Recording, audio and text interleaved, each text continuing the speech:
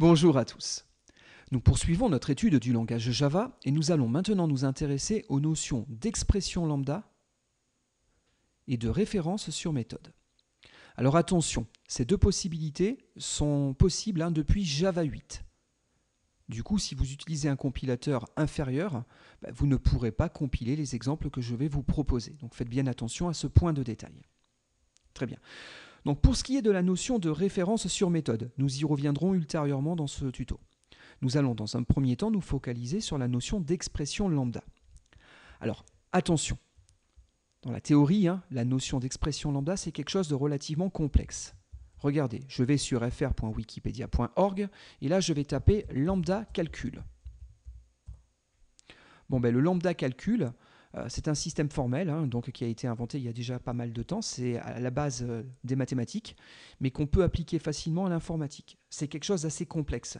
Il suffit simplement de regarder ces pages et de voir qu'il y a des formulations mathématiques un petit peu subtiles là pour se dire « waouh, où est-ce qu'on va ?» Alors, je vous rassure, en Java, les lambdas ont été quelque part d'une certaine manière extrêmement simplifiés. Et par rapport à la définition classique, on va dire qu'il n'en reste pas grand-chose, si ce n'est une simplification de l'implémentation d'interfaces en Java. En gros, on utilisera des lambdas en lieu et place d'une implémentation d'interface. Alors, on avait vu dans le tuto précédent, on avait plein de possibilités pour implémenter des interfaces. On avait notamment vu la possibilité d'utiliser une classe anonyme. Plus ou moins, une expression lambda ou une classe anonyme utilisée pour implémenter une interface, on parle un petit peu de la même chose. On va dire en Java, ce n'est que du sucre syntaxique par rapport à cette notion de classe anonyme. Alors pour bien comprendre la chose, je vous propose de repartir des manipulations que nous avions faites durant le tuto précédent. Et donc, je ne vais pas vous remontrer l'historique de toutes les possibilités, je vais simplement conserver le dernier fichier, example4. Et donc, pour rappel, nous avions mis en place une interface graphique qui dérivait de JFrame. Dans cette fenêtre, nous avions créé 3 boutons. Click Me, Push Me et Activate Me. Et nous avions placé ces boutons au milieu de la fenêtre en prenant soin d'utiliser une stratégie de placement de type Flow Layout. Donc en gros, les boutons sont alignés les uns à la suite des autres. Très bien, nous avions fixé une taille à la fenêtre et nous l'avions affichée centrée en plein milieu de l'écran. Parfait, regardez, je relance cet exemple de code et donc j'ai ma fenêtre avec mes 3 boutons. Très bien. Et donc, ce qui nous avait intéressé, c'était plus précisément la gestion des événements. Pourquoi ça nous avait intéressé? Parce que la gestion des événements en Java s'appuie sur la notion d'interface. Regardez, ici, j'ai un bouton, et donc on va lui ajouter ce qu'on appelle un listener, un écouteur. Un écouteur, c'est quelque chose qui sera de type Action Listener. Regardez, je me mets ici, et là, je fais Shift, Ctrl, Espace. Ça m'affiche la signature de la méthode dans laquelle je suis. Et on voit bien que cette méthode accepte un objet de type Action Listener. La question c'est qu'est-ce que c'est que Action Listener? Action Listener, c'est une interface. Alors, notez que cette interface ne propose qu'une seule et unique méthode abstraite. C'est important. Pourquoi? Parce que je vais remplacer ce code dans quelques minutes par une expression lambda, et les expressions lambda ne marchent que et uniquement que sur les interfaces qui fournissent qu'une seule méthode. On parle d'interface fonctionnelle. J'y reviendrai. Dans tous les cas, ici, j'ai qu'une seule méthode, donc je vais pouvoir utiliser l'autre syntaxe. Parfait. Donc du coup, pour pouvoir implémenter notre écouteur, nous avions implémenté cette interface à la volée en faisant ce qu'on appelle donc une classe anonyme. Cette classe anonyme n'a pas de nom. Pourquoi? Parce qu'elle sert pour un coup. On a le new ici qui va produire un objet à partir de ce type dérivé de Action Listener. Qu'est-ce qu'on avait fait? On avait redéfini notre méthode ActionPerformed et ici nous avions fait un affichage au niveau de la console. Regardez, je relance l'exemple. On l'avait déjà travaillé dessus, mais je le relance. Et donc effectivement, on affiche bien des messages sur la console quand on clique sur la fenêtre. Parfait. Du coup, je ferme cet exemple et regardez, je le copie-colle. Donc on va l'appeler Example5. Très bien. Et donc, je vais travailler dedans.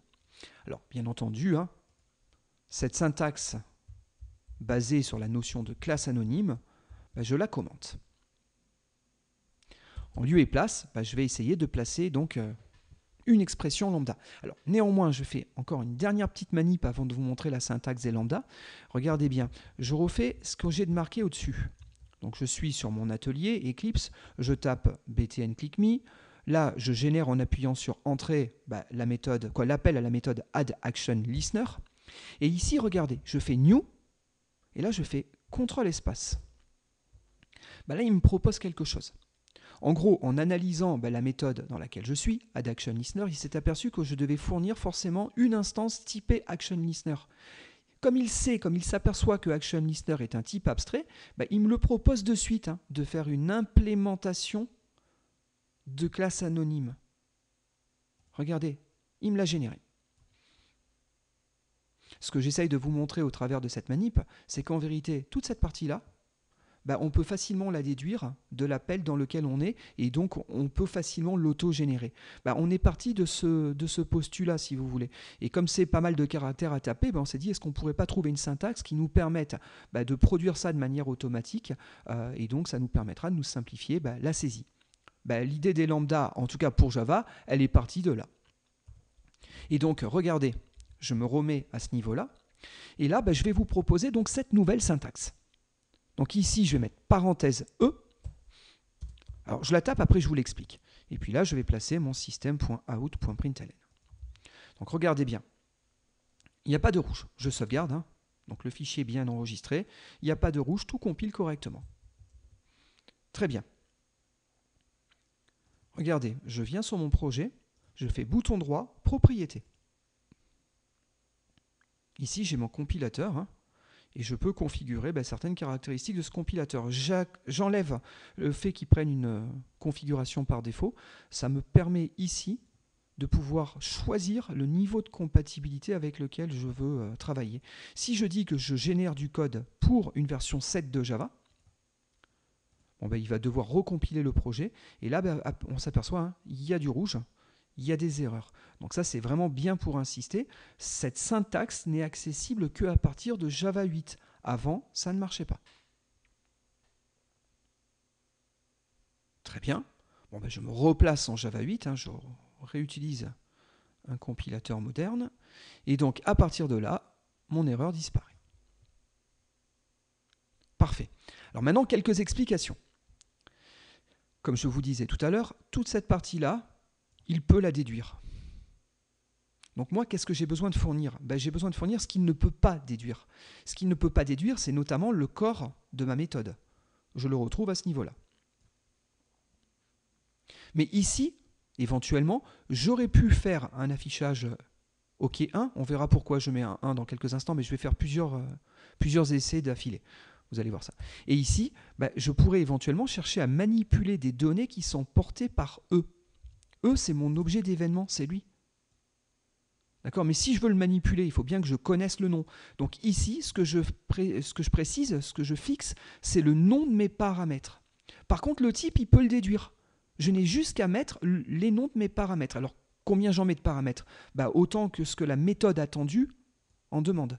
Ici, notre méthode, c'est actionPerformed. Elle attend qu'un seul et unique paramètre. Donc, je n'ai mis qu'un seul paramètre.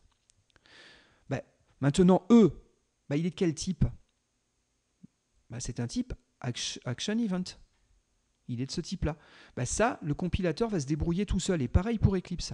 Et donc, si je fais E point, notez bien, il me propose que et uniquement que les méthodes portées par la classe et les classes dont il dérive, bien entendu. Mais donc, on est bien un Action Event. Par exemple, regardez ici, je vais faire un getSource. Ça me renvoie celui qui a émis cet événement. C'est le bouton, fatalement. Regardez, je relance cet exemple. Je clique. J'ai bien OK 1 suivi du toString du bouton qui a émis l'événement.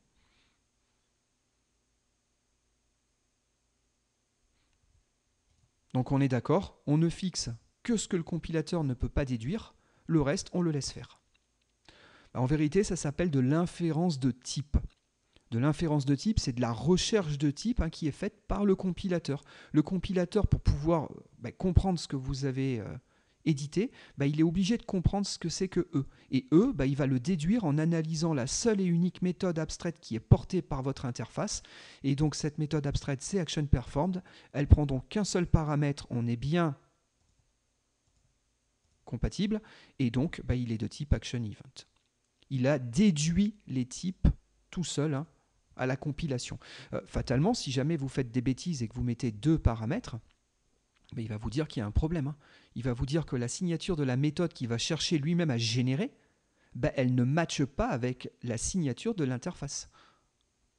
D'accord? Donc il vous dit, nous on aurait dû avoir quelque chose qui devait implémenter ActionPerformed qui prend un paramètre de type ActionEvent. Vous voyez ici, il vous dit pourquoi on s'est planté. Très bien. Bon, alors comme ça, au premier abord, c'est peut-être, vous allez peut-être juger que c'est un petit peu moins lisible que ce qu'on avait écrit ici, mais ça c'est toujours le même débat. Plus on formalise les choses, plus l'information est présente et donc on comprend exactement ce qui se passe. Moins vous en écrivez et plus il faut comprendre le système et donc il faut se mettre à la place du compilateur et nous-mêmes refaire cette inférence de type.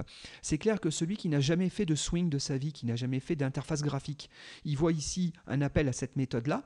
Pour le moment, avant qu'il comprenne que E, il est typé ActionEvent, il va mettre un petit moment parce qu'il va falloir qu'il rentre dans cette interface ActionListener et qu'il aille regarder la méthode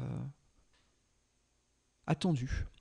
Donc c'est clair, en termes de lisibilité, peut-être que c'est un petit peu moins lisible. Par contre, pour celui qui connaît bien sa librairie, c'est un petit peu plus facile parce qu'il y a moins de choses à taper. Donc ça se discute. C'est plus concis, mais c'est peut-être un petit peu moins lisible. Bon, à voir. Alors du coup, ça se complique un petit peu parce qu'en vérité, il y a plein de variantes sur la syntaxe. Regardez, je vais commenter notre premier essai et nous allons faire un deuxième essai. Regardez, ici, je vais enlever les parenthèses autour de la liste des paramètres. Alors, techniquement, c'est possible. Regardez, on vérifie juste une chose avant que je vous donne quelques explications complémentaires, mais il semblerait que tout marche bien. Donc, a priori, ça fonctionne. Sauf que vous avez le droit d'enlever les parenthèses autour de la liste de paramètres à 2 conditions sine qua non. Première condition, vous n'avez pas typé vos paramètres. C'est le cas. Ici, on n'a aucune information de typage. Deuxième condition, et il faut qu'elle soit respectée, vous ne devez avoir qu'un seul et unique paramètre. Si jamais vous en avez 2, vous n'avez plus le droit d'enlever les parenthèses. Bon, ici, ça tombe bien, on n'attend qu'un seul paramètre, donc tout va bien. Alors, je vous disais, j'ai droit à cette syntaxe. Et la première règle, c'est si je n'ai pas typé mon paramètre. Regardez, je reprends cette ligne. Et là, je vais rajouter l'information de typage. C'est tout à fait légal. Pourquoi j'ai un souci? Oui, est-ce que j'ai une parenthèse en trop? Je ne sais pas pourquoi j'ai une parenthèse en trop.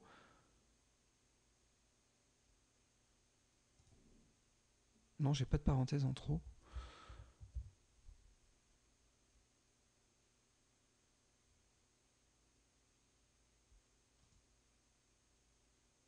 Alors ça, c'est l'effet des mots. Laissez-moi 2 secondes histoire de comprendre ce qui m'arrive.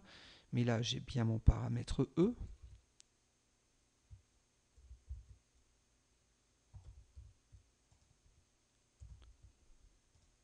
Pourquoi il n'est pas d'accord avec moi? ActionEvent E. J'ai bien mis mes parenthèses à ce niveau-là. Mon corps, c'est celui-là. Oui, j'ai bien 3 parenthèses parce que ça, c'est le getSource. Là, je termine le println et ici, je termine l'ActionListener. Tout me semble pourtant parfait.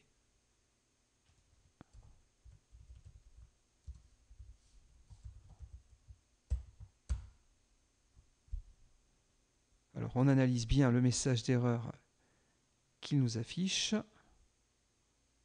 Ah oui, j'ai compris, c'est rien du tout. Dans la liste des imports, c'est très bien que j'ai fait cette erreur, ça nous permet de voir que des fois c'est un petit peu subtil. Là, le message n'est pas clair.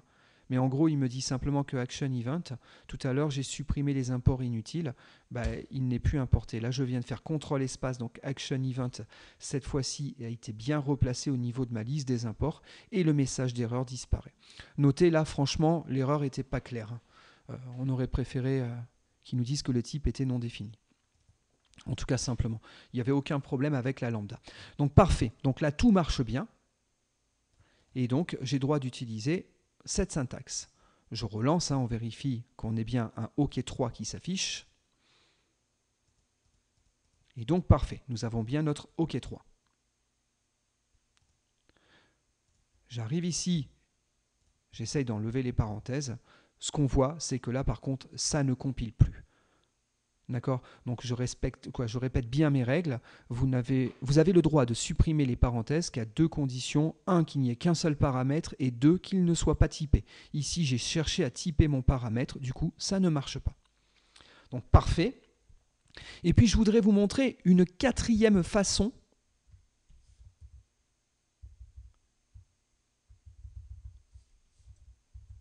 de coder notre lambda. Alors il pourrait encore y avoir des variantes parce que la question c'est est-ce que là je mets les parenthèses ou pas. Ça pourrait aussi avoir son petit effet. Mais regardez, ici je mets accolade ouvrante. Bon, il m'a placé l'accolade fermante. Ce qui est dommage, c'est qu'il ne me l'a pas forcément placé ça où je l'aurais souhaité. Bon, c'est pas bien grave. Voilà. Et donc, pourquoi ici j'ai mis des accolades ? Parce que des fois, on a un bloc de code à mettre qui est relativement conséquent. On est d'accord, les accolades, elles sont équivalentes à ces accolades-là. C'est celles qui entourent le bloc d'instruction à exécuter. Bon, si j'ai besoin de faire au moins 2 lignes, pourquoi pas 2 affichages sur la console? Dans ce cas-là, les accolades deviennent obligatoires.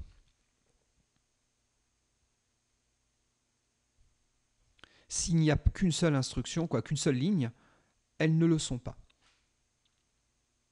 Alors notez que c'est plus subtil que ça. Ici, ma méthode ne devait rien renvoyer. Ma méthode ActionPerformed, elle est typée comme renvoyant void. Au pire, on aurait eu éventuellement un return à faire. Dans cette syntaxe-là, si on avait retourné, pourquoi pas un double, là le return aurait été obligatoire, alors qu'ici, il ne fallait surtout pas le mettre. Dans ce cas-là, la valeur calculée, c'était le résultat à renvoyer. Donc il n'aurait pas fallu mettre le return ici, c'est strictement pas légal. Si vous voulez mettre le mot-clé return, dans ce cas-là, les accolades sont obligatoires. Deuxième point de syntaxe, si jamais je ne mets pas les accolades, ici il ne faut pas mettre de point-virgule. Je ne sais pas si vous avez vu, j'ai fait mon affichage. Et il n'y a pas de point-virgule à la fin du système.out.println. Dans ce cas-là, on a juste un calcul d'expression. C'est l'expression éventuellement qui sert de valeur de retour au cas où c'est nécessaire. Ici, c'est différent. Là, c'est vraiment un bloc de code classique et traditionnel. Donc, toute instruction doit forcément être terminée par un point-virgule. Donc là, j'ai un point-virgule. Ici, j'en ai pas. Si vous vous trompez dans les syntaxes, bien entendu, ça ne marchera pas. Allez, on teste cette nouvelle forme. Et donc, ça continue à fonctionner correctement. Donc ce que je voulais vous montrer au travers de ces quelques exemples, c'est qu'effectivement, la notion d'expression lambda, c'est un petit peu subtil parce qu'il y a plein de petits points de détail de syntaxe à connaître. Alors, personnellement, les parenthèses, je les mets systématiquement. Pour ma part, je trouve que c'est plus propre, c'est ma liste de paramètres, ça ressemble à ce qu'on a là, donc j'aime bien les mettre systématiquement, au moins je suis sûr que je n'ai jamais d'erreur en utilisant cette technique-là. Est-ce que je mets le typage? Là, je suis un petit peu embêté. Parce que la plupart du temps, j'ai tendance à vous dire oui, c'est pratique parce qu'au moins c'est lisible et vous donnez l'information à celui qui va vous relire que il est de cette nature-là. Pour autant, on est tous un peu feignants et moi, la plupart du temps, j'oublie de le taper. Comme ça marche, du coup, je le laisse tel quel. Mais d'un certain point de vue, j'aurais presque envie de l'avoir systématiquement. Pour ce qui est des accolades, si j'ai qu'un seul calcul à faire, en général, je ne les mets pas. Par contre, sinon, bien entendu, je les mets, mais c'est obligatoire. Voilà. Donc du coup, j'ai quelques variations sur la syntaxe que j'utilise. Bon, en tout cas, moi, je mets systématiquement les parenthèses à ce niveau-là. Parfait. Allez, je commente cette quatrième forme et j'ai une bonne nouvelle à vous annoncer. Je vais vous en montrer une cinquième. Regardez, je prépare ma 5e forme, je vais ici coder une méthode. Alors cette méthode, il n'y a rien de particulier. C'est une méthode d'instance classique. Et donc, rien de particulier à en dire. Cette méthode, donc, je vais la mettre privée, seule ma classe y aura accès, elle ne va pas renvoyer de valeur. Je vais l'appeler btn clickMe listener. Je vais dire que cette méthode, elle prend un action event E. Et ici, je code, ma foi, ce que j'ai à coder. Bon, pour le moment, il y a un warning, c'est normal. Il me dit que cette méthode est actuellement non utilisée, c'est normal, je n'ai pas encore terminé. Regardez, je vais revenir sur la syntaxe nominale. C'est vrai que ici, je ne mets pas forcément énormément de lignes de code. Là, j'en ai une. Si j'en ai une, ça va à peu près. Par contre, si vous avez une dizaine ou une quinzaine de lignes de code à ce niveau-là, ça peut être problématique. Pourquoi? Parce qu'on est déjà dans une méthode. Ici, on est dans le constructeur de ma classe. Donc, j'ai un certain nombre d'instructions au niveau de cette méthode. Et en plein milieu, je m'amuse à rajouter encore d'autres lignes de code pour une nouvelle méthode. Et encore ici, je ne gère qu'un seul gestionnaire d'événements. Imaginez-vous que vous ayez eu plusieurs gestionnaires d'événements. Du coup, ça me faisait rajouter un grand nombre de méthodes à l'intérieur de cette méthode-là, de ce constructeur. Du coup, je trouve qu'en termes de lisibilité, ce n'est pas forcément terrible. Donc moi, ce que j'aimais bien faire jusqu'à présent, c'était au niveau de mes listeners ici. En vérité, je faisais uniquement que des renvois vers une méthode portée par ma classe principale, ici, ma classe de fenêtre. Donc j'aimais bien travailler de cette manière-là. Ça me permet d'éviter ici d'exploser en termes de nombre de lignes de code. Après, ici, je faisais ce que j'avais envie. Si là, j'ai 20 lignes de code, il n'y a pas de problème, c'est pas grave. Là, je peux faire ce que je veux, c'est propre, c'est une méthode, elle réagit au clic sur ce bouton. Très bien. Donc, c'est vrai que j'étais assez fan de cette façon de faire. Ici, j'essayais d'éviter d'avoir trop de lignes de code. Bon, a priori, ceux qui ont proposé les nouvelles syntaxes Java 8 étaient à peu près d'accord avec mon point de vue. Pourquoi je vous dis ça? Parce qu'ils ont proposé une dernière forme d'écriture. Alors, on ne parle plus de lambda expression, on parle de référence sur méthode, si vous préférez de pointeur sur méthode. Alors, dans l'absolu, un pointeur sur méthode, ça n'existe pas en Java. Soyons clairs, nets et précis, ça n'existe pas. Par contre, on a une syntaxe qu'on appelle référence sur méthode, mais qui aura pour objectif de générer très exactement ça. Du moins, la partie correspondante à ma classe anonyme. Et donc, du coup, si on veut une syntaxe qui lui permette de produire ça, nous, il faudra juste spécifier une chose. Ce qu'il faudra spécifier, c'est le nom de la méthode vers laquelle on renvoie et l'objet qui porte cette méthode. Donc, du coup, regardez. Je fais btn clickMe, .addActionListener, toujours pareil. Et là, je vais utiliser une syntaxe particulière. Ça, c'est l'instance sur laquelle je vais invoquer ma méthode. L'objet qui m'intéresse, c'est this. Dit autrement, c'est ma fenêtre. Je mets deux points. Cette notion, ce caractère, ce mot-clé de point, si vous voulez, cet opérateur, c'est lui qui me permet d'obtenir cette notion de référence sur méthode. Et maintenant, quelle est la méthode que je vise? Regardez ici, je fais CTRL espace. Là, il me propose donc les méthodes exposées par ma fenêtre. Bon, je l'aide un petit peu. Et là, donc, il me propose le btn clickMe listener.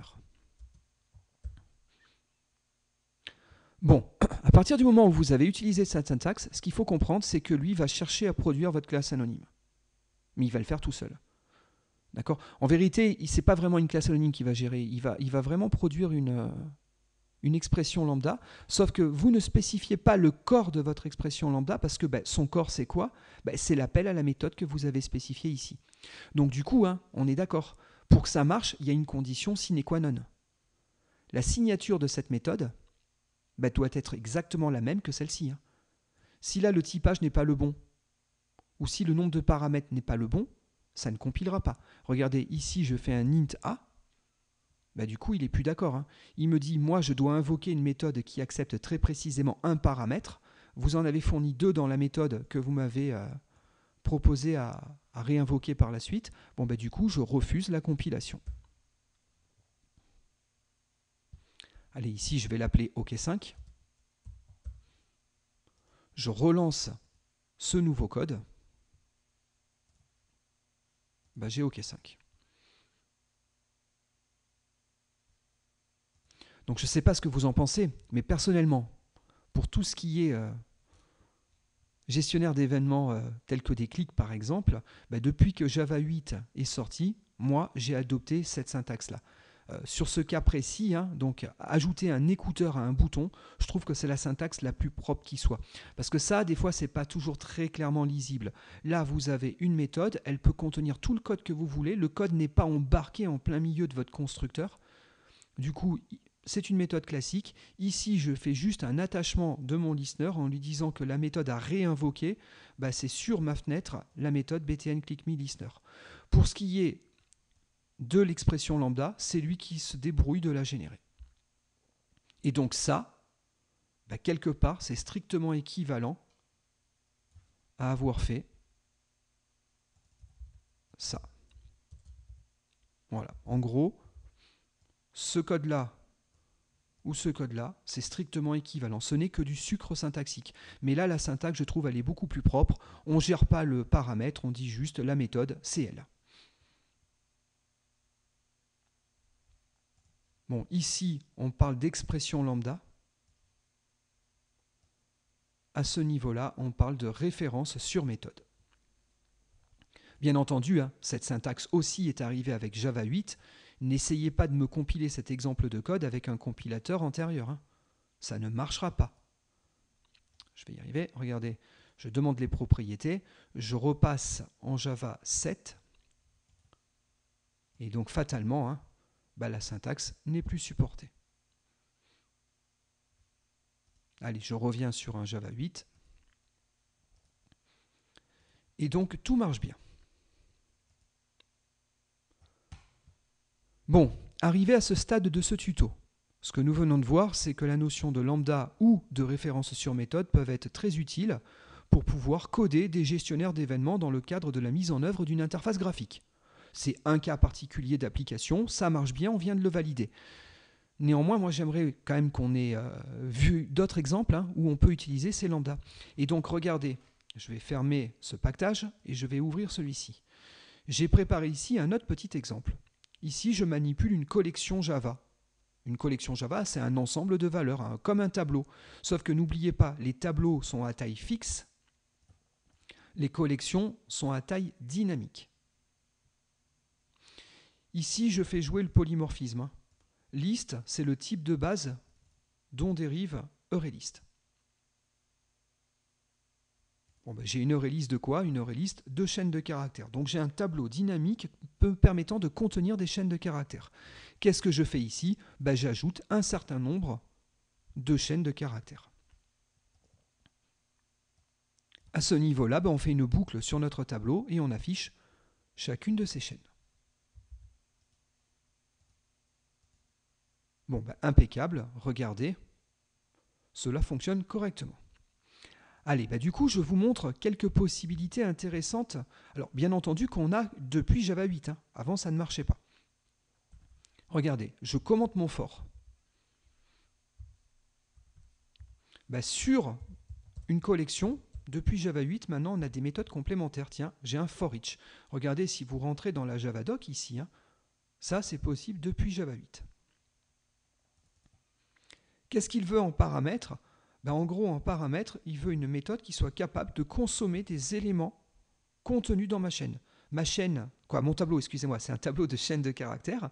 Donc, je veux quelque chose qui me permette de consommer des chaînes de caractères. C'est n'importe quoi qui soit une méthode qui accepte un string en paramètre. Tiens, regardez ici, je vais faire system.out. Et grâce à cet objet-là, out, c'est un objet statique de la classe system, je vais aller chercher un pointeur sur sa méthode println. Laquelle? Celle qui accepte un string en paramètre, bien entendu. Là, nous avons une référence sur une méthode. For each attend quelque chose qui soit une référence sur une méthode qui permet de consommer une chaîne de caractères. Ça marche tout aussi bien. Donc depuis Java 8, ce for, on peut maintenant le compacter de cette manière-là. Pourquoi pas? Donc ça, c'était un petit test rapide.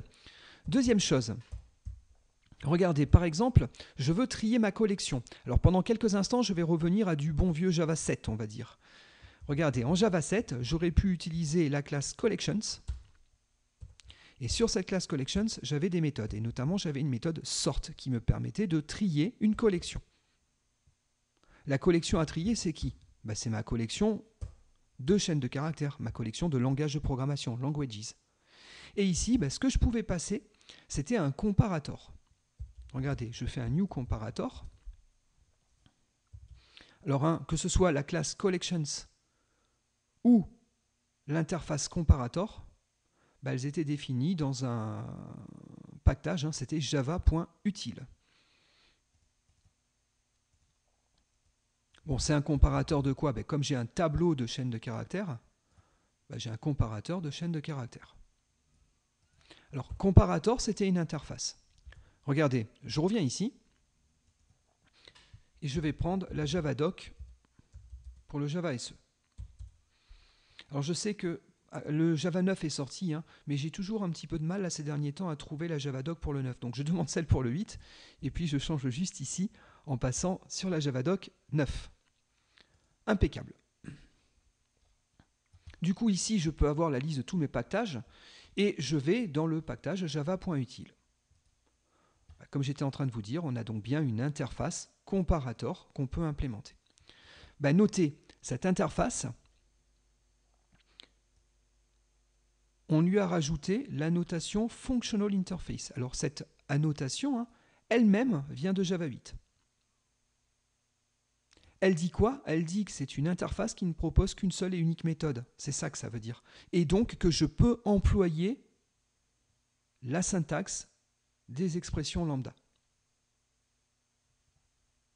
Alors attention, parce que l'interface comparator, elle existait depuis bien avant. Mais elle a été retouchée en Java 8 et on lui a ajouté la notation Functional Interface. Et ce comparator, en gros, fournit qu'une seule méthode abstraite. Alors là, il y a d'autres méthodes qui vous sont proposées, mais ces méthodes ne sont pas des méthodes abstraites, ce sont des méthodes statiques ou des default méthodes. Je passe ces concepts-là pour le moment, c'est hors sujet. La seule méthode abstraite que j'ai, c'est compare.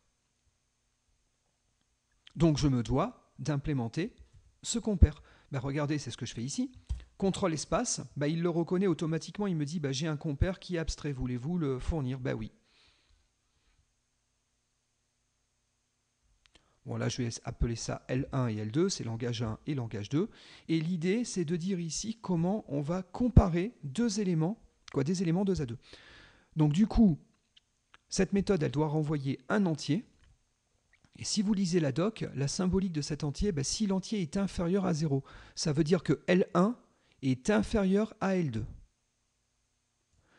Si vous retournez 0, c'est le cas ici, ça veut dire que L1 est égal à L2. Si vous retournez une valeur positive, ça veut dire que L1 est supérieur à L2. Bon, là, je dis que je vais comparer mes chaînes de caractères en faisant un L1.compare to ou compare to in your case, pourquoi pas. Là, c'est ce que je vais faire. Je ne sais pas si vous avez vu, je me suis amusé à mettre tantôt des minuscules, tantôt des majuscules. Dans l'ordre lexicographique, normalement, les lettres majuscules passent en première. Donc là, si on triait simplement avec un compare to, on aurait d'abord Java, puis Visual Basic, et enfin on aurait les autres. Je vais préférer lui dire non, fais-moi une comparaison, mais en ignorant la casse. Et je compare avec qui? Avec L2, bien entendu. Bon, notez, je viens de sauvegarder, je n'ai aucune erreur de compilation, donc a priori, il est sur le point de me trier ma collection.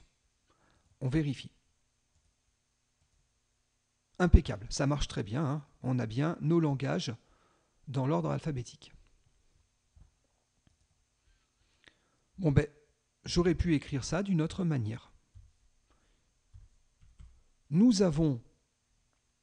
Alors oui, je vais revenir sur l'interface dans quelques instants, mais juste pour information, depuis Java 8, maintenant la méthode sort est directement portée sur la collection. Donc j'ai le droit d'écrire languages.sort. Et comme j'invoque cette méthode sur ma collection, j'ai plus besoin de la passer en paramètre. Donc sort, il attend quoi? Il attend mon comparateur. Regardez, je prends ce code. Bon, en Java 8, c'est légal.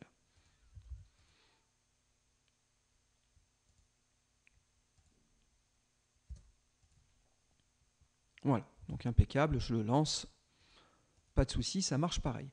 Bon, ça c'est une méthode qui existe depuis Java 8. Regardez, je vais dans la Javadoc encore une fois, et donc on retrouve bien ici le since. Très bien, mais cette interface, comme c'est une functional interface, dit autrement, comme elle ne propose qu'une seule et unique méthode abstraite à implémenter, et bien du coup, je peux utiliser ma syntaxe de lambda expression. Alors, ce qu'il faut, c'est bien connaître l'interface manipulée et la méthode à implémenter. Sans quoi, c'est un petit peu délicat à écrire. Alors là, j'avais pris soin de vous l'écrire pour qu'on l'ait sous les yeux. Mais on sait pertinemment que la méthode qu'on doit fournir attend 2 paramètres. Donc ici, je vais faire L1, virgule, L2. Ensuite, je vais mettre mon opérateur flèche. Et ce qu'il faut, c'est retourner quoi ? Le résultat de cette comparaison. Comme je ne mets pas les accolades ici, je n'ai pas besoin du mot-clé return. Je n'ai pas besoin non plus du point virgule. Notez, ça fonctionne parfaitement.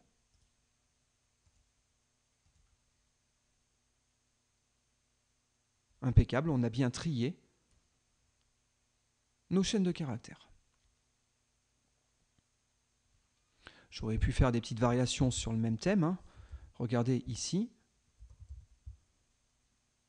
Je mets mon accolade ouvrante et mon accolade fermante. Bon, du coup, il n'est plus tout à fait d'accord, hein, parce que là, il faut que je termine par un point-virgule. Mais deuxièmement, il n'est pas d'accord non plus, parce qu'il me dit que la méthode, elle doit retourner quelque chose. Donc si je dois retourner quelque chose, dès lors que j'ai mis les accolades, il faut forcément que je dise que je retourne une valeur de type int. Bon, ça revient au même, hein. Et donc ici, je suis capable encore une fois de trier ma collection. Bon, soyons clairs, hein. La plupart du temps, les gens utiliseront directement cette forme-là. Hein. C'est la plus compacte et souvent les développeurs aiment bien quand c'est compact. Bon, pourquoi pas.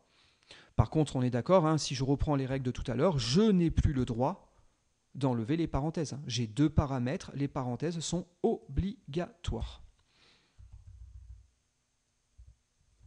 Donc ici, je suis bien en train de trier ma collection en exécutant ce calcul. Bon, je vous dis, habituez-vous plutôt à cette syntaxe-là. Bon, bien que vous puissiez aussi trouver cette syntaxe. Hein. On peut tout trouver. Très bien. Bon, allez, il y a encore quelques nouveautés là qui tournent autour de tout ça et qui sont arrivées avec Java 8. Allez, juste pour information, si jamais vous voulez retrouver des infos sur ce que je vais vous présenter, si vous allez sur notre cours, sur notre site cours.fr, vous allez sur la section Java. Ici, vous avez un petit document que j'avais fait sur toutes les nouveautés qu'on avait sur Java 7 et Java 8. Alors à savoir, hein, Java 9 vient tout juste de sortir et je suis en train de préparer un document à peu près équivalent sur Java 9. Mais pour le moment, il est en cours de rédaction.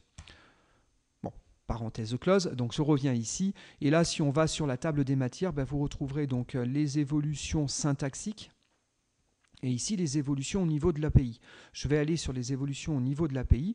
Et donc, on voit que là, il y a un certain nombre de nouveautés aussi dont on peut parler. Et notamment ce pactage, java.util.function. Regardez, si je reviens ici et que je cherche java.util.function, effectivement, ce nouveau pactage, il existe depuis quand ? Depuis Java 8. En gros, si je regarde, qu'est-ce qu'il me propose ? Il me propose que et uniquement que des interfaces. Et plus précisément, ce qu'il me propose, c'est des interfaces fonctionnelles. Donc dit autrement, ces interfaces ne fournissent qu'une seule et unique méthode abstraite à implémenter. Si je prends l'exemple de predicate, c'était l'exemple dont je vous parlais ici. Une interface fonctionnelle predicate, vous voyez, il y a bien la notation ici, hein. Donc je vais pouvoir utiliser mes lambda expression. Et donc, en gros, je suis obligé d'implémenter une méthode test, c'est elle la méthode abstraite. Cette méthode test, elle prend quelque chose et elle me dit oui ou non si elle respecte un certain prédicat. Regardez, par exemple, je reviens ici et ce que je veux, c'est savoir si mes langages de programmation ici ont plus ou moins pourquoi pas, 2-4 caractères. Regardez, je vais faire un predicate. C'est un predicate qui va manipuler quoi? Qui va manipuler des strings. Je vais l'appeler pred. Et donc, il est égal à quoi? Si j'avais fait les choses en Java antérieur, j'aurais codé ici quelque chose qui dérivait de predicate et j'aurais donc redéfini la méthode test pour aller faire mon test. Par exemple, ici, j'aurais vérifié si la chaîne de caractères passait en paramètre, si sa longueur était inférieure ou égale à 4. Voilà. Bon, ça, c'est du Java 7. Bon, bien que l'interface predicate existe que depuis Java 8. Mais bon, point de détail. Mais regardez, au lieu de l'écrire de cette manière-là, j'aurais pu simplement dire, ma fonction, elle va prendre quelque chose, c'est une chaîne de caractères, et elle fera quoi? Elle calculera si la longueur de la chaîne de caractères est inférieure à 4 ou non. Allez, inférieure ou égale.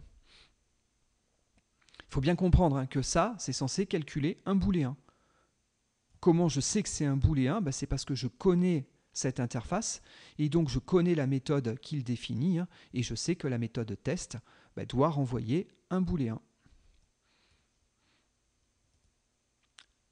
Ce que je suis en train de vous dire, dit autrement, c'est pour bien manipuler les expressions lambda, il va falloir avoir une bonne mémoire. Bon, parenthèse close.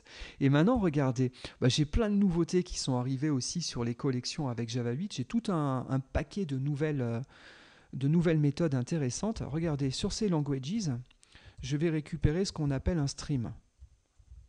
C'est l'ensemble de mes valeurs, mais que je vais gérer en lot. Sur un stream, par exemple, je peux faire un filter. Tiens, un filter, ça permet de filtrer. On va garder certaines valeurs, on va en évacuer d'autres. Comment je sais si je garde ou non les valeurs? A priori, via un predicate. Tiens, je fais un filter, je lui passe mon prédicat. Donc mon expression lambda qui est ici, dit autrement. Alors là, j'ai décomposé les choses. Ça, c'était pour faire simple. J'aurais pu mettre tout ça directement à la place de pred. Est-ce que c'était plus ou moins lisible? À vous de juger. Mais en tout cas, ici, j'ai décomposé. J'ai d'abord fait mon expression lambda et je la repasse à filter. Donc ici, une fois que j'ai filtré, il me reste a priori plus que les noms de langage pour lesquels j'ai 4 caractères minimum. Et regardez, le filter, ce qui me renvoie, c'est le stream. Il me renvoie quoi? Le nouveau stream qui contient les éléments sélectionnés. Donc je peux par-dessus ce stream réinvoquer un for each.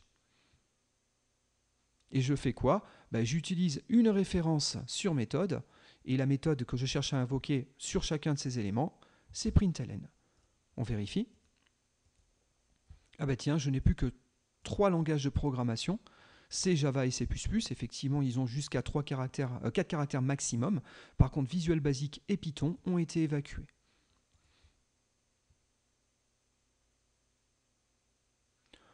Bon, il y en a qui l'auraient peut-être écrit de manière encore plus compacte, cette chose-là, et qui vous auraient, au lieu de mettre 2 lignes,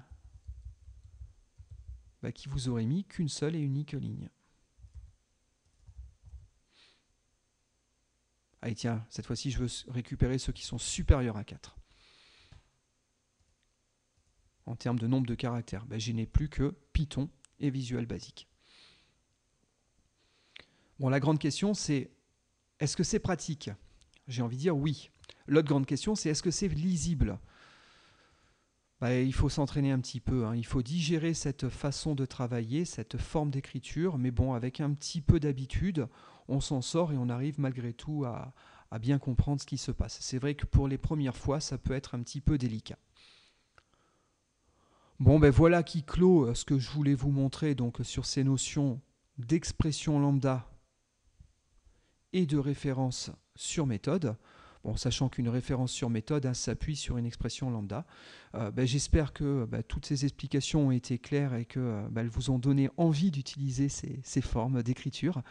J'insiste, en vérité, c'est comparable à écrire une classe anonyme pour implémenter l'interface en question. Je réinsiste, ces 2 formes d'écriture nécessitent un Java 8 pour pouvoir correctement fonctionner. Bon, si vous souhaitez avoir quelques infos complémentaires, je vous renvoie éventuellement vers notre site, donc cours.fr, et vers le tuto dont je vous parlais il y a quelques minutes. Vous verrez, vous avez quelques petits exemples complémentaires qui vous sont proposés et qui reprennent tous ces éléments-là. Si vous avez apprécié ce tuto, je vous invite à me mettre un j'aime, éventuellement repartagez-le, ça m'aide beaucoup. Et puis je vous dis à très vite pour le prochain tuto. Merci de votre attention.